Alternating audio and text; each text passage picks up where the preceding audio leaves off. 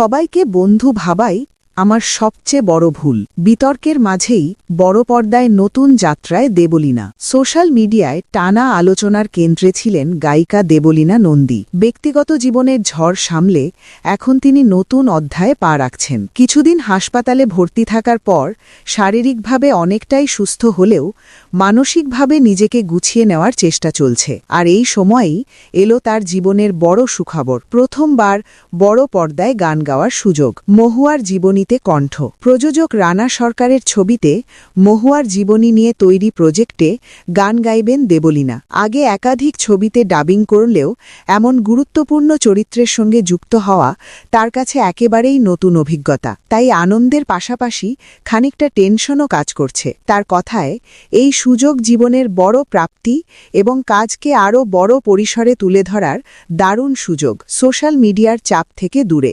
হাসপাতাল থেকে ফেরার পর কাউন্সেলিং চলছে বলেও জানিয়েছেন তিনি। নেতিবাচক মন্তব্যের চাপে মানসিকভাবে ক্লান্ত হয়ে পড়েছিলেন, তাই আপাতত ফোন থেকে দূরে থাকার সিদ্ধান্ত নিয়েছেন। তার মতে যত বেশি উত্তর দেওয়া হয় তত বেশি আলোচনা বাড়ে। এখন তিনি গান নিয়েই থাকতে চান এবং অন্যের কথায় নিজের জীবন থামিয়ে রাখতে চান না। সম্পর্কের রূপ বদল। এই অভিজ্ঞতার মধ্য দিয়ে অনেক মানুষের আসল চেহারা চিনতে পেরেছেন দেবলীনা। দীর্ঘদিন নানা সমস্যার মধ্যে থেকেও মুখ খুলতে পারেননি। সমাজে মেয়েদের সহ্য করতে শেখানো হয় বলেই অনেক কিছু চেপে রেখেছিলেন, কিন্তু এক সময় আর সহ্য করতে না পেরে নিজের কথা প্রকাশ্যে আনেন। সেই সিদ্ধান্তের পর অনেক সম্পর্ক বদলে গেছে। তার স্বীকারোক্তি, সবাইকে বন্ধু ভাবাই আমার সবচেয়ে বড় ভুল।